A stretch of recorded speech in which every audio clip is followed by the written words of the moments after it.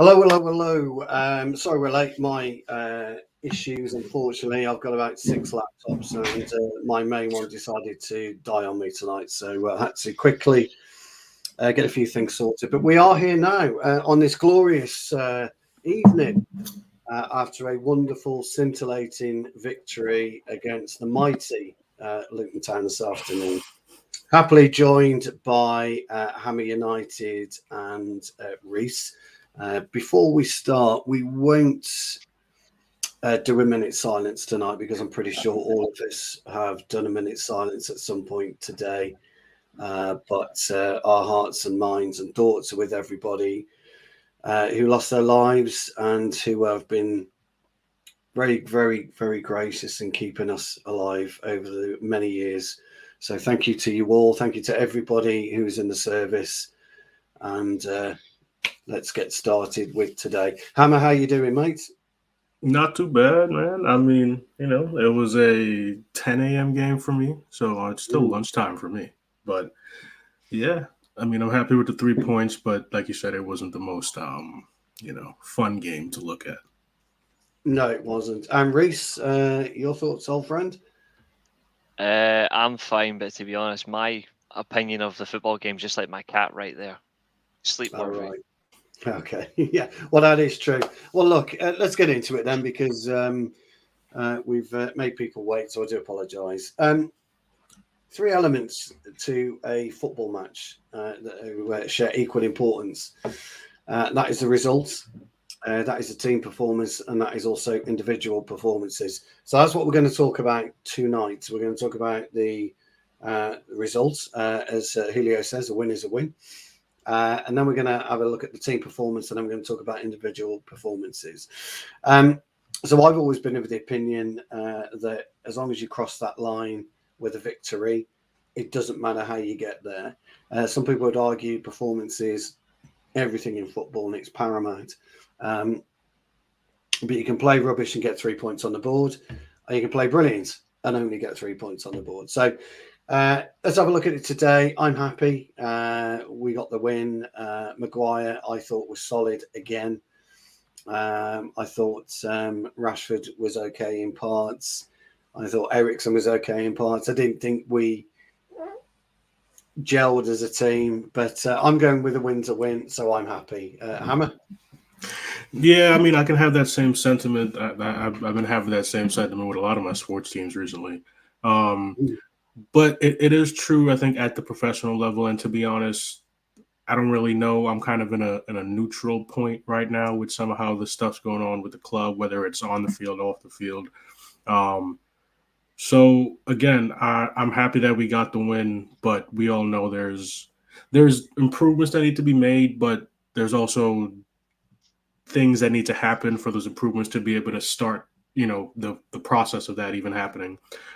So yeah, that's how I'm looking at it, and hopefully we can get some more entertaining football. But maybe these 2 weeks we can get some people to get their things set correctly, whether it's their mind, health, whatever, and come back in the second part of this and actually keep going. But we'll see. So, interestingly enough, before I go to Reese, do you think that entertainment is everything in football? Do you think we always have to have entertaining football, or do you think a win's a win? Well, I mean, no, entertainment doesn't necessarily have to be everything. I mean, shit, you saw it with Jose, right? You see it all the time with Mourinho, right? He freaking started, parked the bus and all that crap, and he was winning titles. So necessarily no, but do we like it as fans? Sure. But if we're gonna win trophies, we're gonna win trophies. Just how Mourinho has done his whole career. So that's how I kind of look at it. Yeah, Reese, over to you then, pal. Let's let's hear what you've got to say. You don't look impressed by any stretch of imagination. A win's a win, but I'm going to say the exact same words I said to a friend of mine today about that game. Absolutely abhorrent performance. Yes.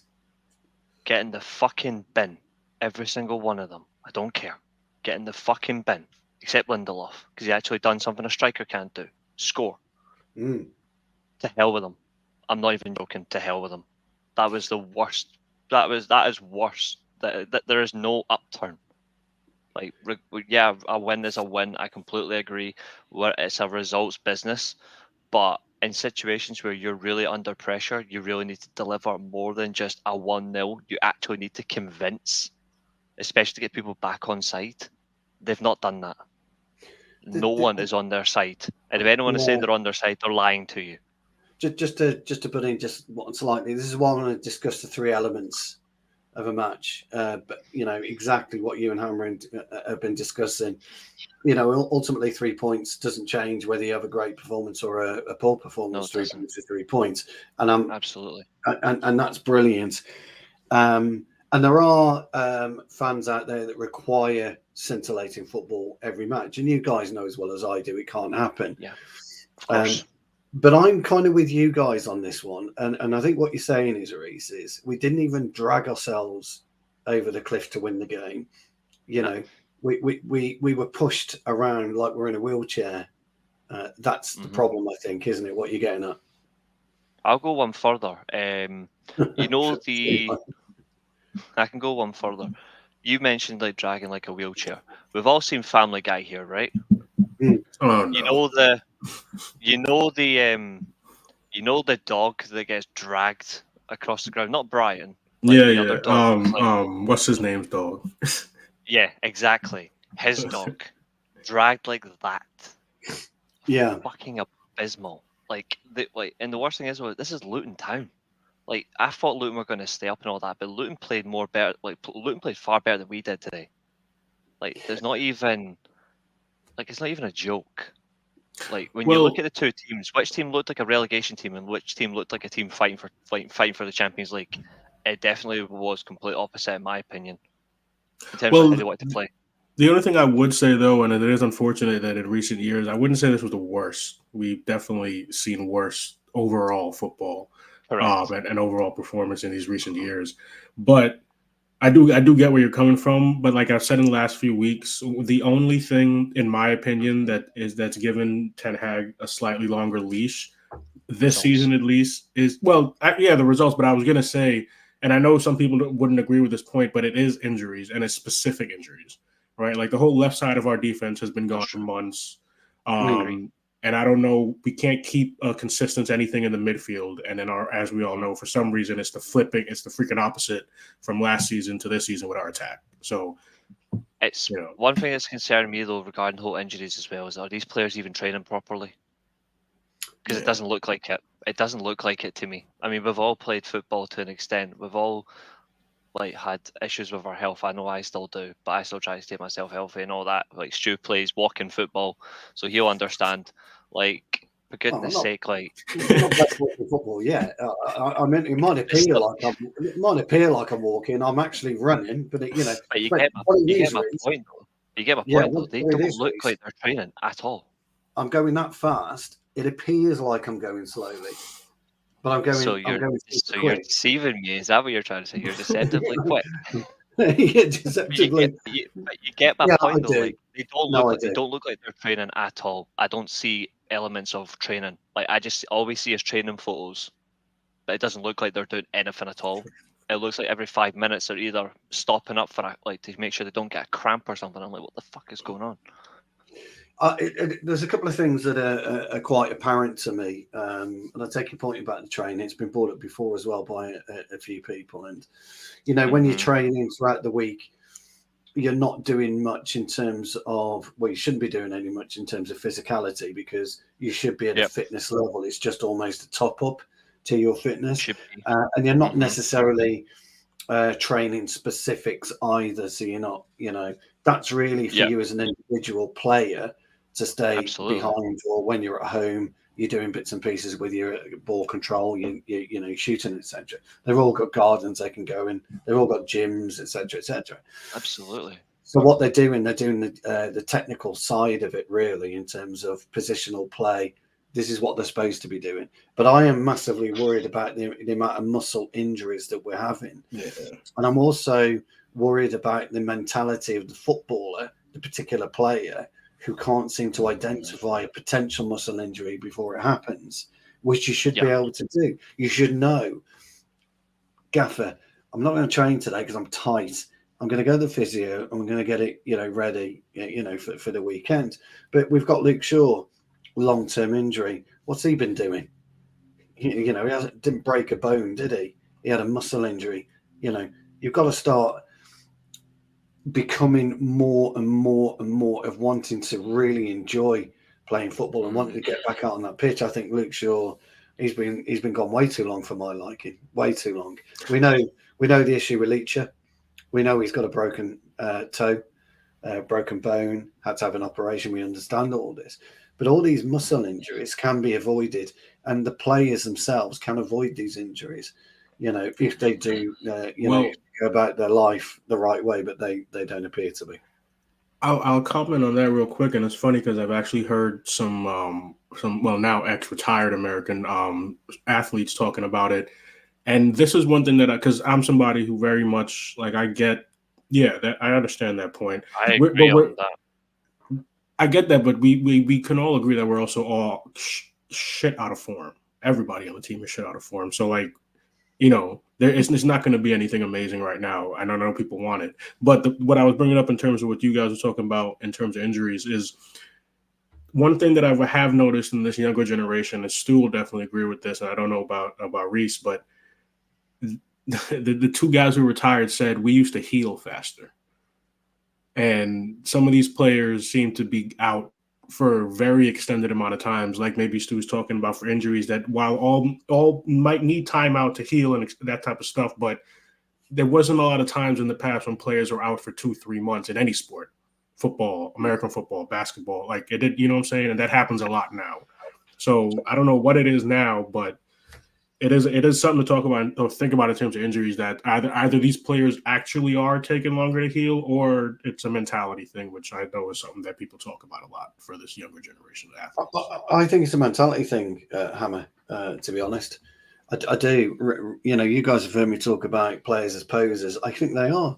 I think today they're more interested in their social media presence. I think they're more interested in their hairstyles. They're more interested in how many, in money, how many tram lines they can have in their eyebrows and things of that nature, designer beards, can I wear a nose ring, can I wear earrings, let me get a nice new tattoo, to add to my sleeve, etc. The more interesting the way they look. Hey, we don't got to shit on tattoos. Come on. No, I like tattoos. Yeah, I was going to say, I'll defend tattoo.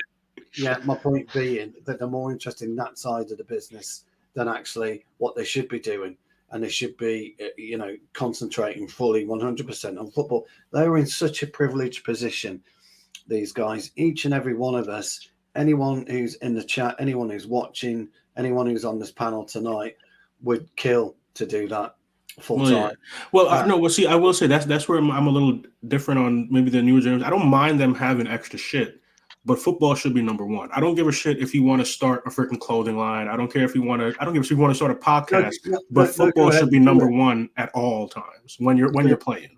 But it isn't. It just doesn't appear to be that way at the minute. And I'm not talking about just Manchester United. I'm talking about across the board. Yeah. I'm seeing Jack Grealish in commercials at the moment. Marcus Rashford's got his own signature boot for the first time in his career in the worst period of his career. Yeah, that's not good sales. You should delay that.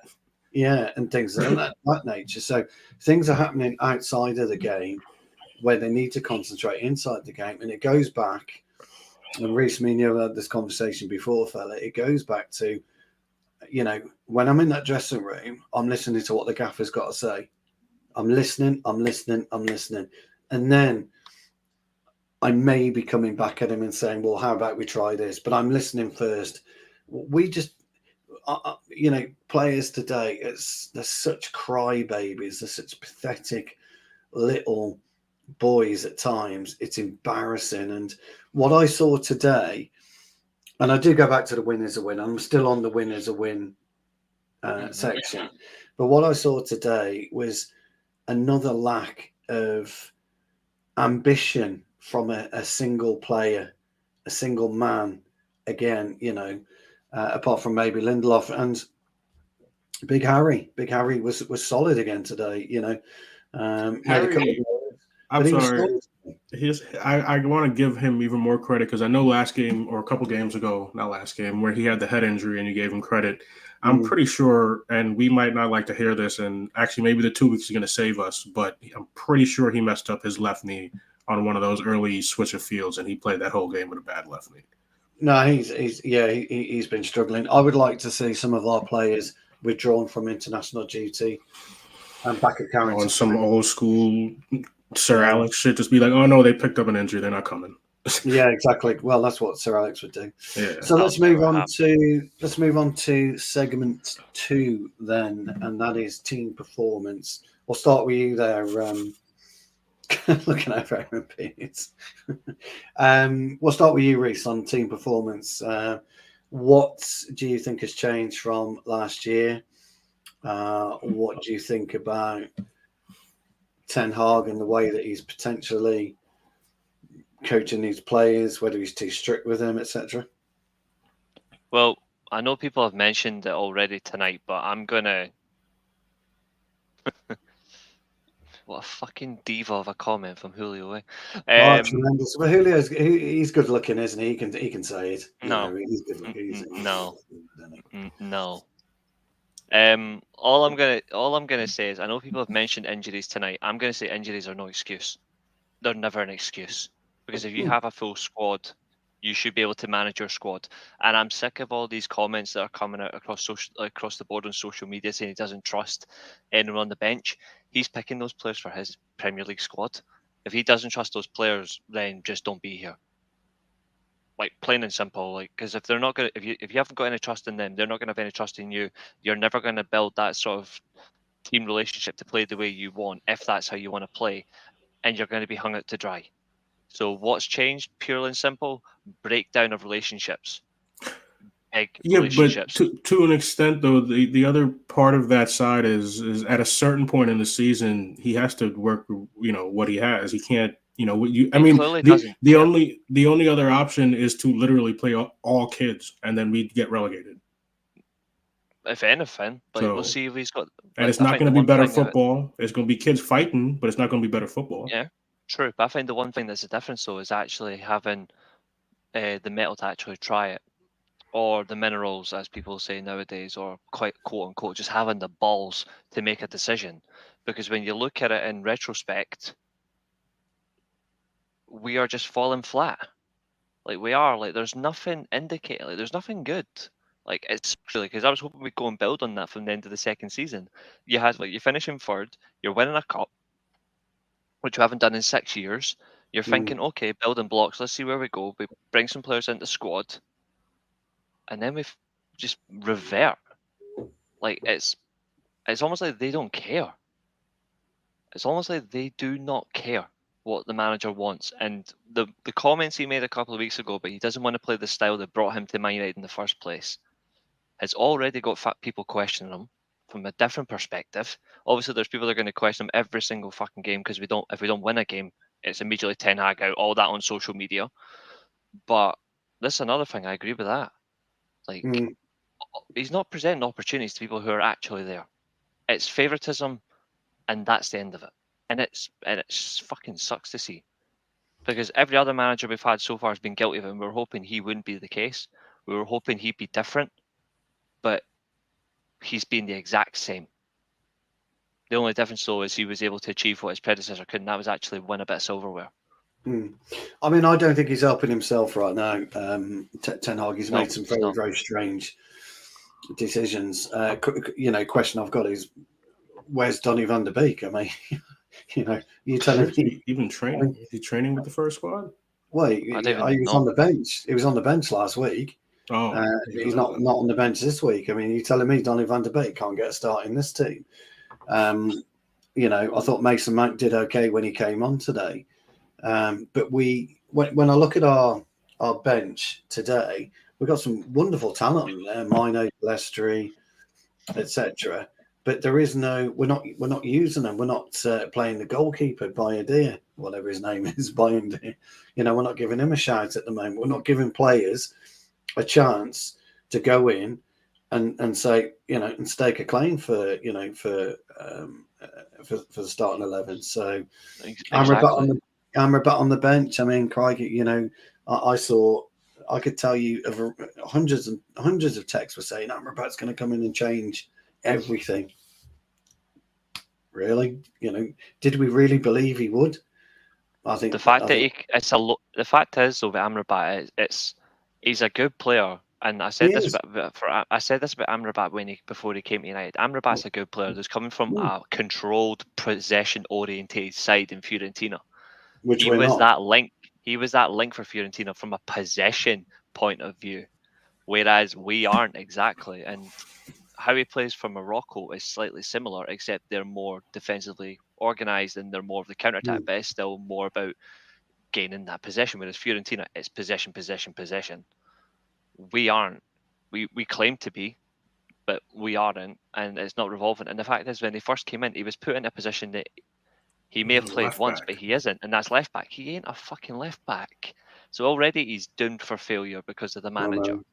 Wasn't that his brother that played for Watford? Yeah, I don't think it was him. Yeah. Reece will know. Yeah, it was his brother. No, I tend to agree.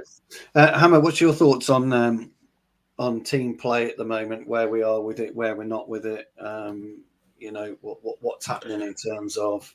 Well, I think one of the parts that I very much agree with Reece is that it's gotten to again another point of a coach's tenure where the players seem to stop caring, which is really confusing because we did finish decent, right? We didn't finish good for Manchester United or whatever we used to be last season, but we finished decent. And you think it would have been an improvement. And I don't know, maybe it is relationships, but I don't know. I mean, it just doesn't make sense to me how players who we've reached this level can just that easily not give a shit. Because, like, for example, somebody like Rashford, and I'm not saying Rashford, you know, I think his effort in pressing and stuff, and sometimes he does throw his hands up, but I said it before, like, you're one of the few players left on the team that genuinely came from the academy. So out of everybody, who like, you should be the last one to be throwing your hands up. You should be the last one giving up. Out of everybody on that team, you should be the one who understands what Manchester United means. But he seems the one that gives up when things aren't going his way as one of the easiest people in that team. And again, like we talked about with Ten Hag, some of the decision-making, I don't understand by anybody's eyes, I guess not anybody's eyes, but Garnacho should have stayed on. And Rashford should have came off. It should not have been bring Anthony on and put Rashford back in his preferred position. So I don't understand things like that. I mean, for me, I'm going to be slightly contradicting. I'm going to contradict myself what I want back to say here. But for me, it's like the players are just going to work. And yes, I know it's work, but it's like they're just going to work. Football has always been about enjoyment. That's what it should be. Football, you should be happy. Our players don't look happy. They just look like it's another day at the office. And it's affecting our play. Everything that they do, Newcastle are 2-0 down to Bournemouth. Brilliant.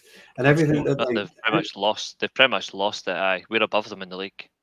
We are 6th or 7th, are we, at the minute? Sixth. I think we're out of kilter, aren't we? We're out of kilter with some shit. Yeah. We now go 6th in the league because of this. Yeah, amazing, isn't it? But for me, you know, there is enjoyment. So as Reece cruelly ridiculed me earlier about the mighty Tipton Town Super Vets, when we get together on the weekends, it's full of enjoyment. It's absolutely, you know, we're there and we enjoy it. We look forward to it.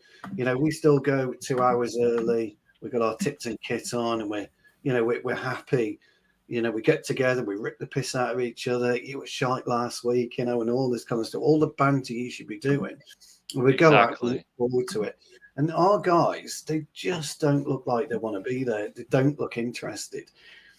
Now, is that Ten Hag?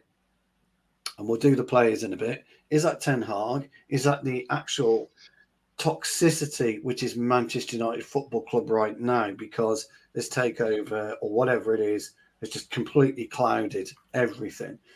Is it the fact that They know us as fans aren't happy with everything about the club. That's the owners and it's the players, or is it they just are too lazy and can't be bothered and are just worried about the paycheck that's coming in? That's my biggest problem with these guys, because I don't see any continuity. I don't see anybody, maybe Harry Maguire on a couple of occasions, has actually taken anything but a scruff of the neck and demanded something by his teammate.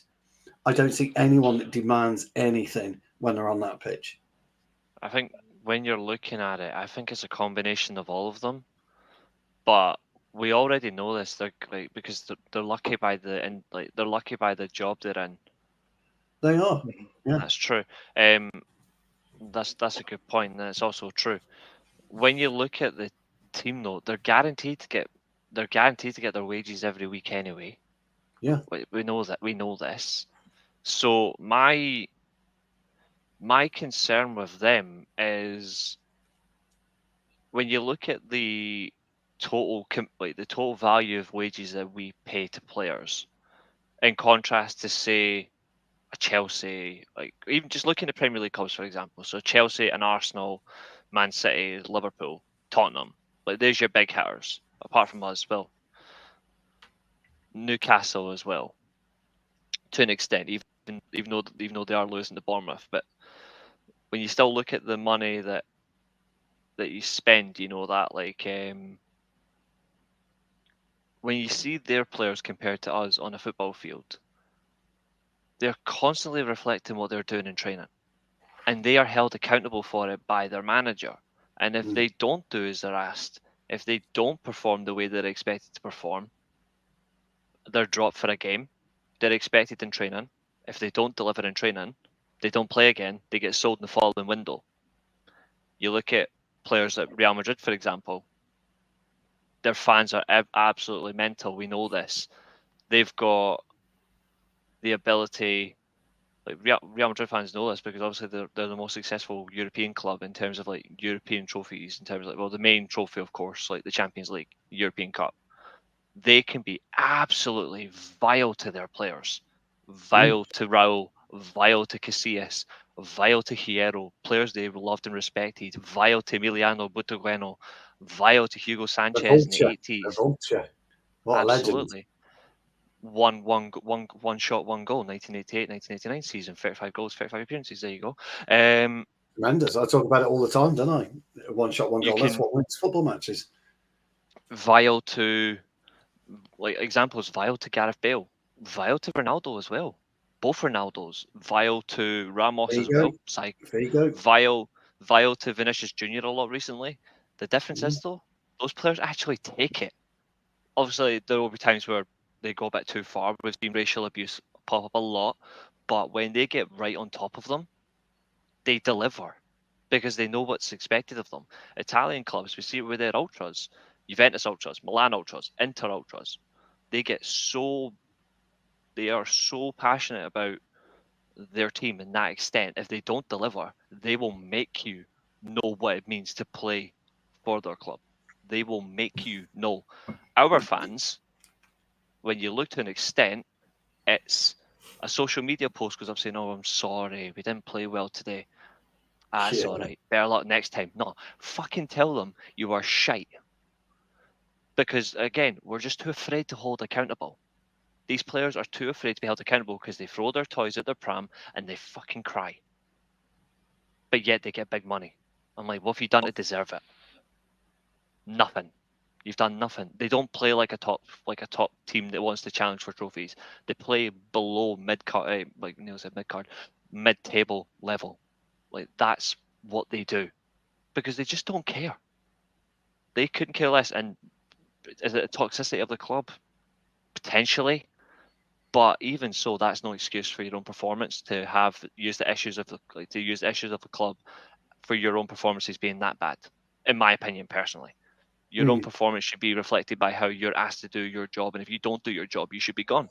Well, that's what I want. That's what I want to come to now, Reese, because long rant over. No, that's all right. Anyone who knows my my thoughts on football. I always call out players first over managers. I've done it. Hammer, you know I've done it for years, and I always will do. Reese knows I've done it for years. And I will continue to call out players because you're the only one that can affect the game. So my question to you, Hammer, and then same to you, Reese, is where is our leader?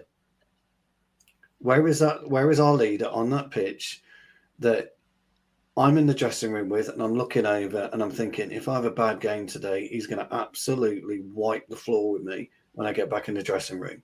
Who is that in our squad?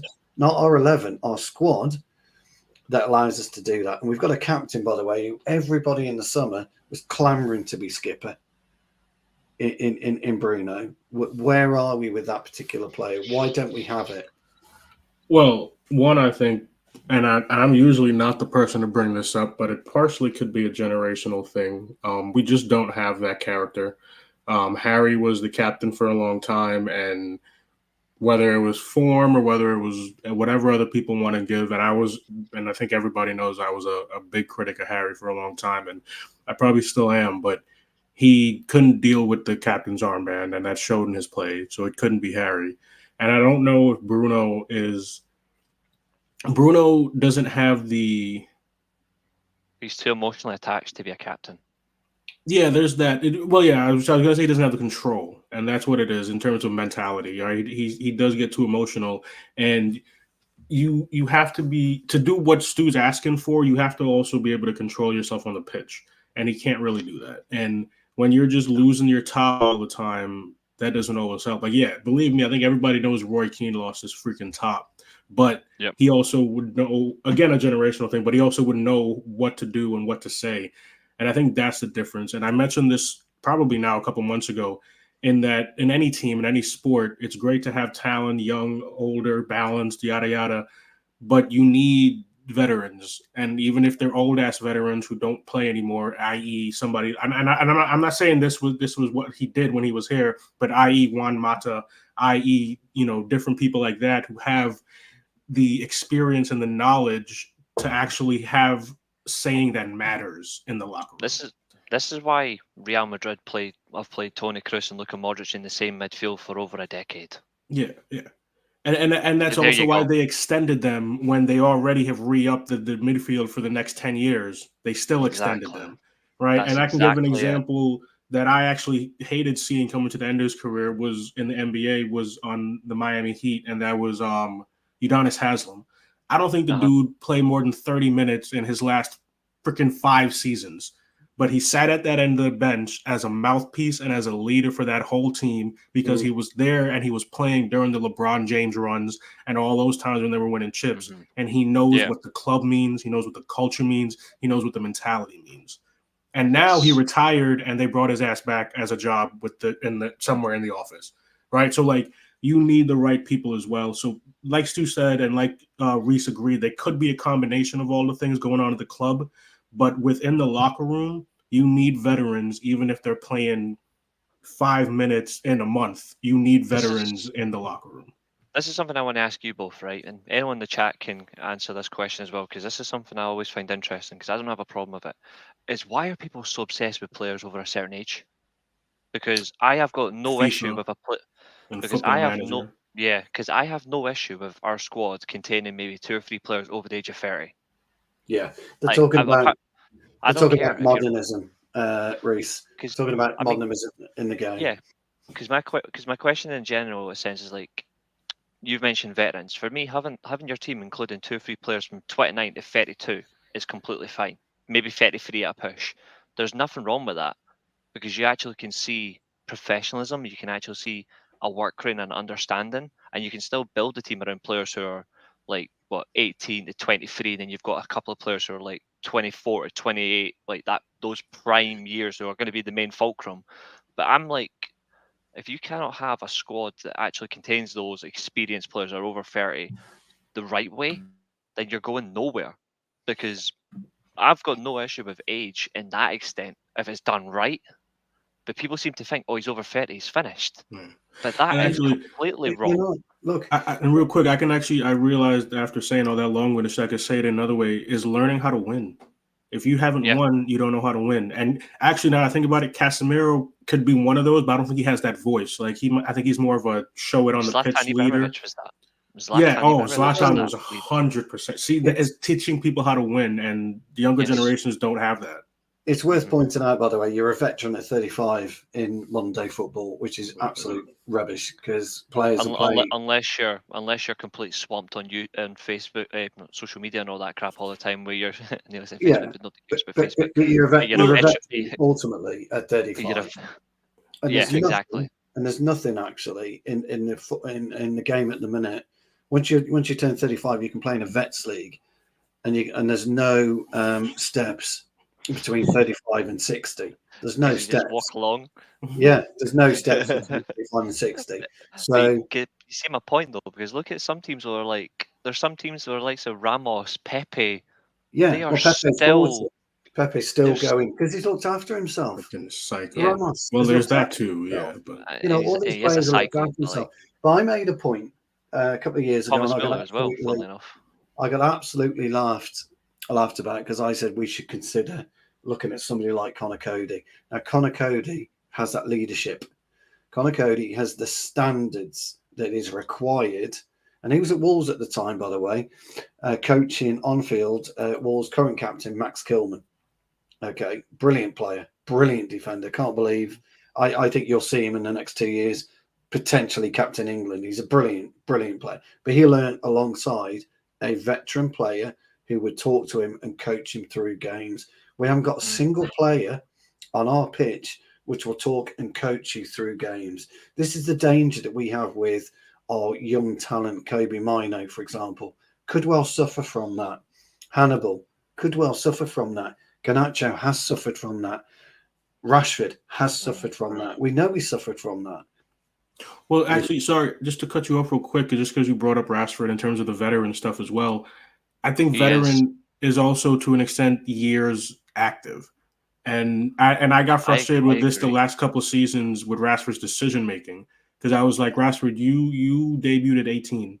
You have, or 17, 18, whatever the hell it was. But you're right, what? 18, yeah, it's 26, 27-ish now. Yeah, I'm terrible at age. You're talking about the veteran mind. Yeah, you have had all these years in the first team at the highest level. You should have better decision making already. Yeah, and just to add to that point as well, it was his 250th Premier League appearance today. He's played nearly 400 professional games. Yeah, he should have. That is veteran. That is veteran. His decision making should have been nailed by 22. Decision making in football is not difficult. The actual concept of football isn't difficult, and it winds me up when I hear fans talk about it. To play. Oh, he's world class. He's world class. What do you mean world class? What does he do? What does he do to make him world class? Nothing. Football. I love when people say world class or generational talent these days, because when you see what the concept is, and it just makes me all laugh. about here. Football is your brain. Football is your fucking brain. That's what it is. Football is, if you're passing the ball to me, Reese, I'm trying to think 2 passes ahead. What am I going to do if I can't make my primary pass? I need a secondary pass. That's what I'm trying to do at centre half. I'm trying to do that. I'm trying to make that decision. We don't do that. We just don't do that. Rashford, instead of looking behind him and maybe turning his body to receive the ball, he's trying to take it on the run all the time. Instead of getting the ball to his foot and knocking it straight off 5 yards and then spinning him behind, which would be better, by the way, he doesn't. He stands there and he's blocking Reguilón. And we have exactly the same thing on the right. Yeah, Reese wouldn't pass to me. You're probably right there, Hella. That's very true. I wouldn't pass back. I'd pass forward, to be fair. Yeah, and we've got exactly the same with Dalot. He's blocking Anthony, etc. We aren't playing sensible, easy, basic, common sense football. And experience does come into it, but it's not just experience; it's standards. Okay, so you've got experienced players, but you need them with the highest standards. Everybody used to hate Tony Adams. I used to hate Tony Adams when we grew up because he was almost perfection as a centre-half. Because not only was he a good centre-half, he got standards. And if you fell below those standards, he's going to grab you around the throat. So is Martin Keown. Nigel Winterburn. Lee Dixon. the fabled back four of Arsenal. If those standards fell, Schmeichel, Bruce, Pallister, Ince, Kanchelskis. If your standards fall, this is just basic. I'm not even talking about anything brilliant. I'm talking about footballing basics. When you're going in the morning, if you've got to be in at 9 o'clock, you're there at 8 o'clock. And stuff of that nature. You don't roll up at 10 to 9 or 9 o'clock or 5 past 9 or 10 past 9. You don't do that. There's a famous story, isn't it, with Roy Keane and Mark Bosnich. Bosnich came to training his first day an hour late, and Roy Keane, that's it, was done with him. Wasn't interested in him as a player. You're not Manchester United standard. You should have been here at 7 o'clock, mate. And that's how it should be. And we don't have that today. None of that occurs. I bet it does at City. I bet it does at Liverpool, and I bet it does at other clubs, but it doesn't happen with us. We're just a bunch of immature babies, and we need to sort that out quickly. I've said it before. I've said it before in the nicest way. We're a big club by name, but we're not a big club by nature anymore. Not anymore. No, and that's unfortunate to see. That's unfortunate to see, considering what you are like. That's I always like to say too, because I'm also a business head, and it blows my mind the amount of success, man, or sorry, not just success, the amount of fucking money this club would make in this era of social media, this era of marketing, this era of everything if we were actually successful. Could you imagine in this era of marketing world, sports world, entertainment world, Manchester United consistently making deep runs in the Champions League? You know how much goddamn money we would make? We wouldn't even have to worry about, like, we would be able to buy whoever the hell we want just based off that. And it blows my mind. Well, in terms of the conversation, real quick, and the arrogance, is it Hella? Is that how you say her name? Hella, yeah. The line for me with confidence and arrogance in sports is always production. So if you run your mouth and you're not winning and you're not banging in goals, for example, or you're talking about Ronaldo and Beckham and Cantona, and you're just running your mouth, that's arrogance. If you're running your mouth and you're getting your team over the line every game, that's confidence. Elite mentality. Exactly. Yeah. That's elite mentality. There's like we don't have that. Yeah, another example you can say that's arrogance, but will actually deliver in circumstance, funnily enough, and this is a really good one, is Del Piero before he fucked up his leg in '98. He was the best striker. Besides the Brazilian Ronaldo, he was the best striker in world football. They reinvented the corner spot after him. They called it the Del Piero zone, because this guy was like, well, nobody's going to score from inside the box. I'm going to score from outside the box every single time I touch the ball. Fucked his leg. He was never the best since. But that's arrogance. But he backed it up with successfully. Zidane was the same. Like, he turned up. Like, there was arrogance to his game, because that was that French flair. There's natural arrogance to that. Like, the best French players I've always seen have always been arrogant. Thierry's the nicest motherfucker, but he's a cocky son of a bitch when he's on the field. Do you remember Lentini, Reese, before he got into the car accident, smashed his Porsche on AC Milan? Yeah. He was a talent and a half. He was a phenomenal player. Loved it, loved the women, loved the football, but delivered, and then go and smashed his Porsche up because he was an arrogant prick. That's the level of footballer that is, funnily enough, missing from football in general these days. I think Zlatan retired. I think the closest you could have got for arrogance, I think a lot of people might disagree with me on this one, but I just think because of where he actually was as a footballer, I think you could have got it, but certain things got in the way, and obviously more injuries and obviously questions of club. Neymar, personally, I think he should never. I think Neymar personally was the last of that ilk. Him going to PSG was just the nail in the coffin for his career.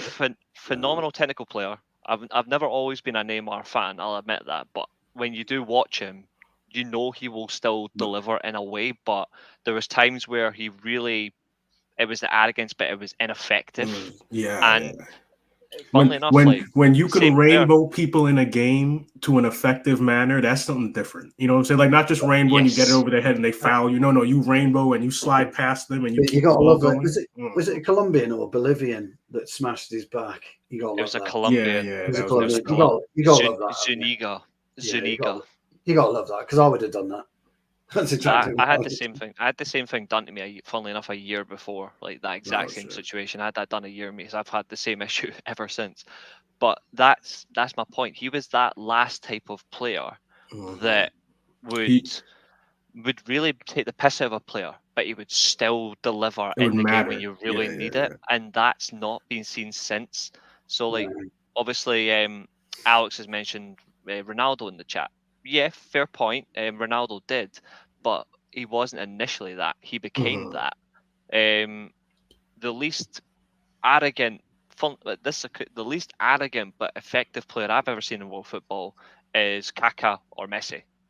But they still had the arrogance to getting around and wind you up. But they weren't arrogant.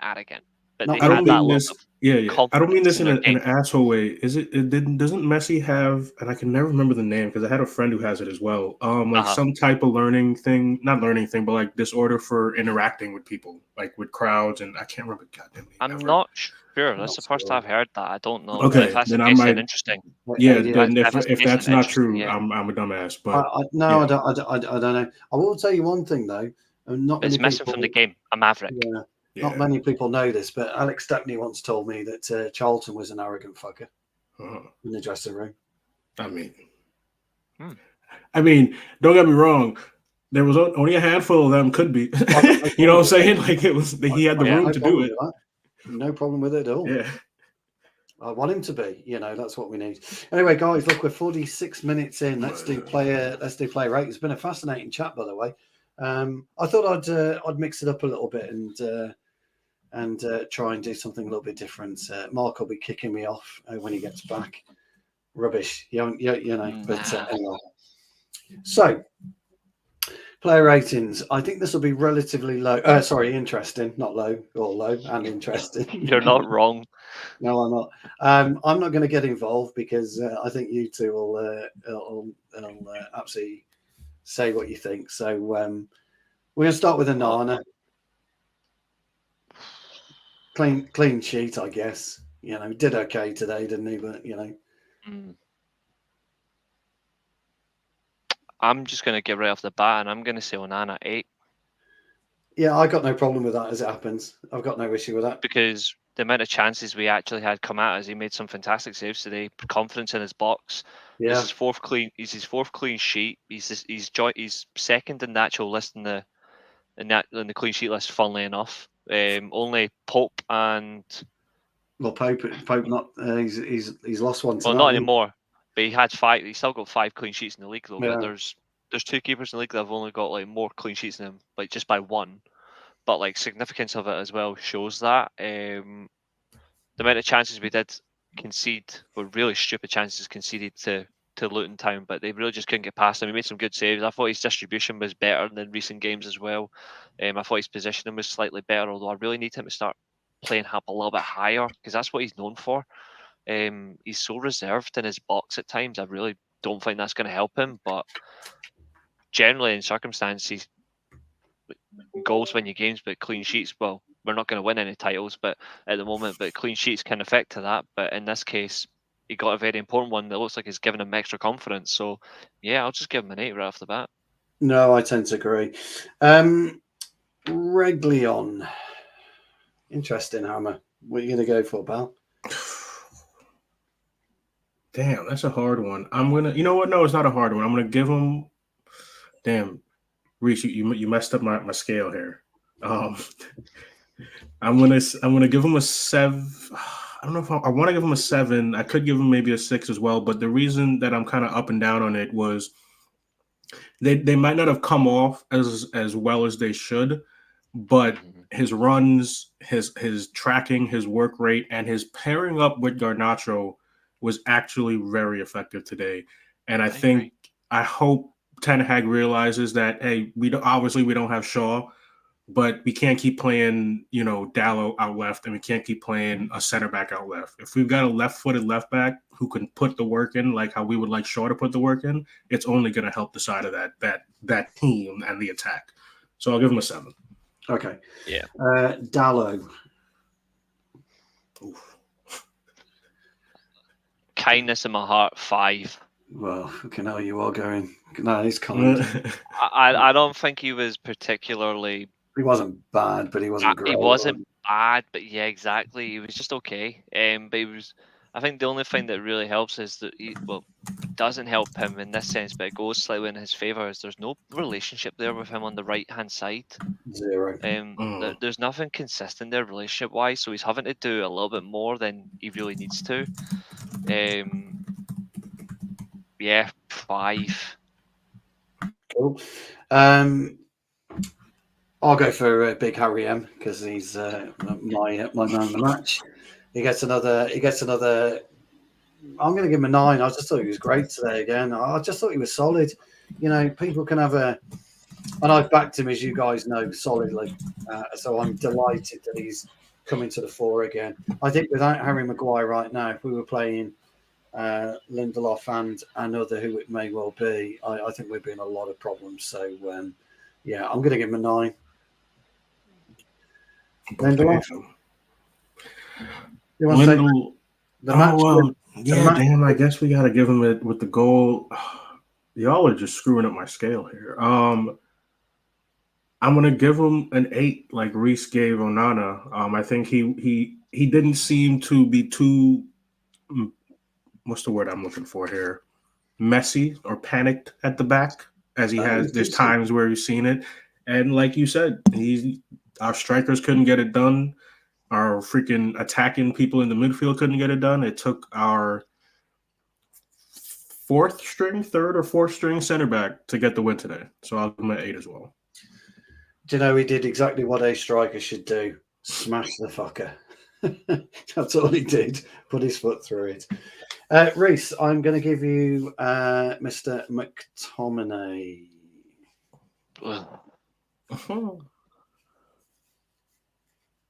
5. He's shite. Yeah, difficult. Yeah, he needs sold. He needs sold. I don't care. Like he needs to go. There's a lot that needs to be sold. Yeah, he's one of the top 5 names on my wish list that must be sold next summer. Like he has to go. Yeah, no, he did nothing. I mean, if you apart from that assist, if you call it an assist, which was just like a lucky knock on, but at least we got a goal. He did nothing all game. He's shite. He is shite. I'll agree with you on that. Ericsson, funny one today. I thought Ericsson. I think it's a difficult score. Was I just not fully paying attention, or is this another one of those players or games where I grade somebody on me just not hearing their name enough? If y'all get what I mean. Yeah. So. But when he did have the ball, he was useful with it. I thought but he didn't have it enough for me. So difficult one. Give him better than McTominay, but that wouldn't be hard. This game was like the antithesis for Ericsson. Yeah. He was just sitting back there going, I don't know where to put this for you guys. I don't know what to do. So. If you know what, I'll go off what Stu just said. Better than McTominay, so I'll give him a 6. Yep. I won't give him as bad as a 5, but I'll give him a 6. So I'm going to give you then, Reese, our good old friend, the skipper. Oh, fucking hell. Good luck with that one. As long as I get Garnacho at the wingers. I'll give you Garnacho then, to be fair. Yeah, go on then. No, I'll get Garnacho after Bruno then. Fernandez. Do Bruno, then do Garnacho, yeah. Fernandez, his string of poor performances despite scoring goals is continuing, unfortunately. There's no upturn in his game, which is becoming a very big concern. Even bigger concern if you've already been asking these questions. I'm looking at it and we're still not recycling the ball well in terms of possession with him in the squad, which is not his style. And if we're going to effectively try to play a game plan, or effectively style that is involving recycling possession effectively, it's not for him. Unless we Agreed. use him totally differently, he's not going to be effective in that sense. Unless we tell him, we just want you to score goals now. But in effectiveness, I just don't see a situation where we can play, if we want to play possession football with him in the squad. I think for him purely it's about pressing teams and trying to attack at the earliest opportunity with the effectiveness where it goes in. One thing I didn't see from him at all this entire game was a chance of taking a risk. A lot of people talk about him as like a hero ball merchant, you know what I mean? I saw none of that in this game. I saw I no think he did it risk to once, make didn't that he? pass. He did it once, but Rashford wasn't Switched on. ready. Yeah, he Yeah, wasn't just just the that once, once. but yeah, but there was not enough. And I was like, where And is this going? And I'm wondering if maybe he's thinking, am I where is actually this doing going? enough? I don't. Yeah, and I don't know what to expect. I don't think he wasn't the worst player in the field, but Yeah. he really did nothing all game. I'm gonna say same as McTominay. I'm giving him a 5. No, that's fair enough. Can I just make a quick comment too? And I mentioned it about Harry. I'm assuming everybody saw that viral video after the Champions League loss where he just sat down on the steps. I have a strange feeling the armband is starting to weigh heavy on Bruno as well. For I think armband we for should just Manchester retire United. it. I think we should just retire the captain's armband. Like you just get need it it. today when you've got to shake hands at the start of the game. Who's your captain today? We don't Yeah, have but, one. I mean, You don't need a skipper. I've been babbling on about it for years. You don't need a skipper.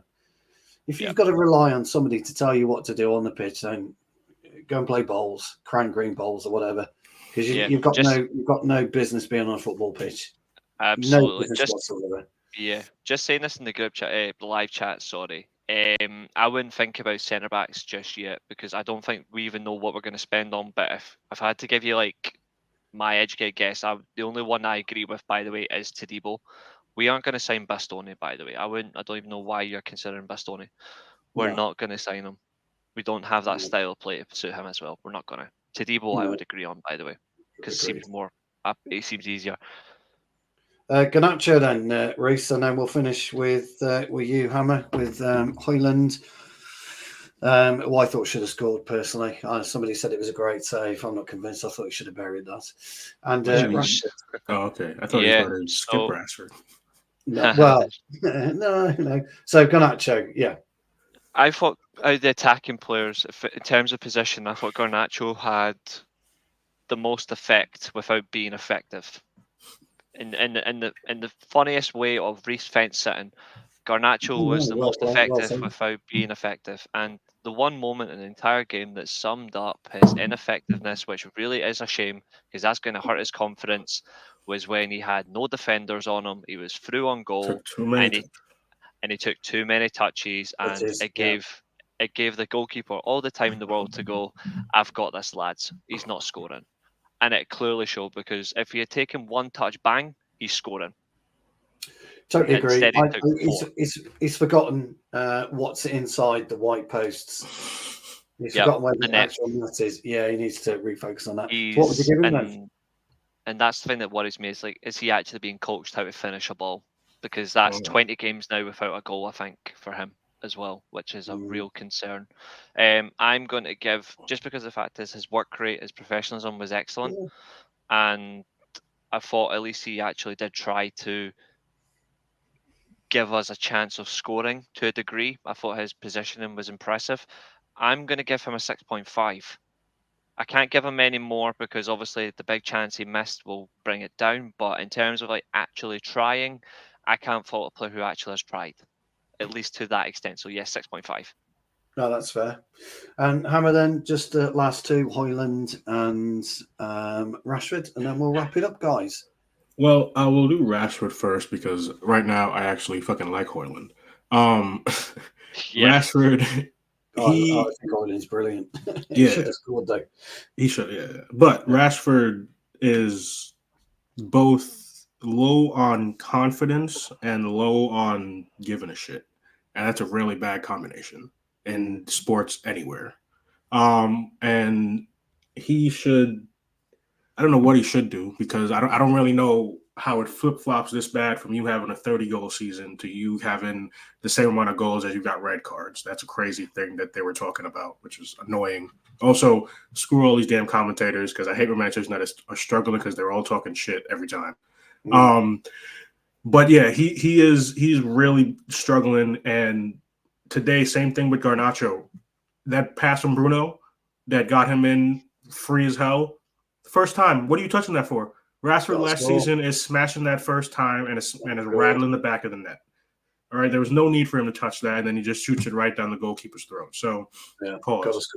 So I'm going to give him a 5, just because when he's playing poor, it is very difficult to watch. It is. It's bad, isn't it? Yeah. No, I agree. No, I totally agree. I think you're right. I think 5's a fair result. So that's my man Hoyland. Now, yes, I think this is a massively difficult score, this one. It is to an extent, because I heard what you said. Hoyland should have scored as well, and I will give you that point. Yeah, should have buried it, yeah. And he probably had a couple opportunities as well where he could have at least gotten a better shot on goal, or a better opportunity on goal. But the way that he plays, the effort that he gives in a team that has the vast majority of the team not giving effort, but also something, and I think, Stu, you talked about this in a show, and people definitely hyped up as soon as you said it, where you said he's a better footballer than the guy in the blue on the other side of the town. And now, the guy in the blue is a better striker. Yes, he is. Yeah, Hoyland's a better all-round player, yeah. Yeah, but Hoyland, the dribbling that I see from him in certain situations, sometimes when he gets pulled out all the way to the side on the wings and he's got 2 or 3 people trying to get him, and the fact that he's able to keep it, dribble through them, and start what Reece talked about a little bit earlier that we're struggling on with Bruno, keep the cycling going, keep the ball in possession. He did that today as well, and yes, he should have scored. But with everything else that he does for the team and with the team, and how much his talent is showing already at 20 years old, in his I would go with that, by the way, in his first season at a club like Manchester United in the Premier League, I'm gonna give him a 6.5. If he would have scored, it would have been somewhere 7 or 8.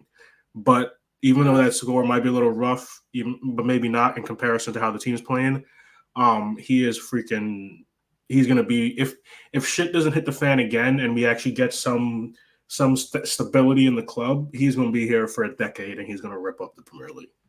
Totally agree. I think he's a phenomenal player. Right, guys, we've done an hour and 2. I don't know, you doing a steel chair podcast, Reece, after all? I'm going to be doing a stream about 8:30. Yeah, just for an hour. Right. We're gonna knock off now anyway. So listen, thank you guys very, very much for joining me. As always, with you two, it's always lively and interesting debate. And thanks to everybody who's watched, and thanks to everybody who's been in the comments. Just before we sign off again, please remember that today is a very, very important day for our freedoms. And please pay your respects one more time. And tomorrow, if you are at football and you're going anywhere, wear your poppy with pride. And just thank you all. Hammer, pleasure as always, mate. Love having you on. Reece, again, pleasure as always, mate. Love having you on as well. Just before we quickly go, Jarvis is right. Give him a 6. I think he kind of goes with you there, Hammer. Got in some nice positions, worked hard, but should have scored. Absolutely. Yep. And bloody hell, Nath. What's the point in turning up now, fella? Come on. But I agree with Raja over Alex, but I agree with the use of the 4-4-2. But I agree with Raja. I'd rather go with Martial. That one. Okay. Yeah, I think that's a fair with the form everybody's in, give the guy a chance. He's probably leaving soon too. Let's see what he's got in his last season. Got to give someone on that. All right, just before we wrap up, then thoughts on 10. I know you've got to go, Reece. So just very, very 30 seconds each on Ten Hag. Start with you, Hamlet. I will say, like I said earlier, he has a short, slightly longer leash because of the injuries, and I know Reece didn't agree with the injury point of it, but I just think specific injuries can really derail the direction a coach wants to go. With that being said, in the recent weeks, it is becoming more and more questionable in some of his decision makings in game. You know, his substitutions and formation and tactics and stuff. So he still has a leash, and I think between the injuries and everything that's going on with the club, he's going to be able to stick it through this rough time. But he's going to have to very much answer once we get through this rough time. Okay. Reese, just you finally.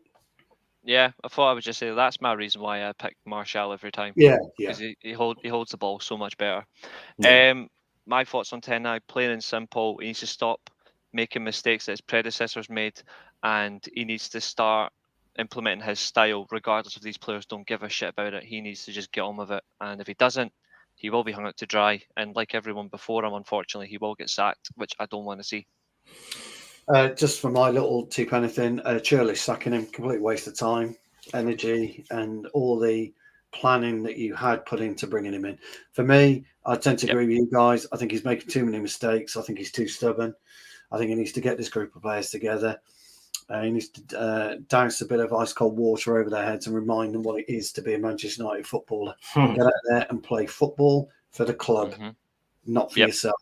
Because you carry on playing like this, lads, you're not going to get the move you think you're worthy of, because nobody will take you.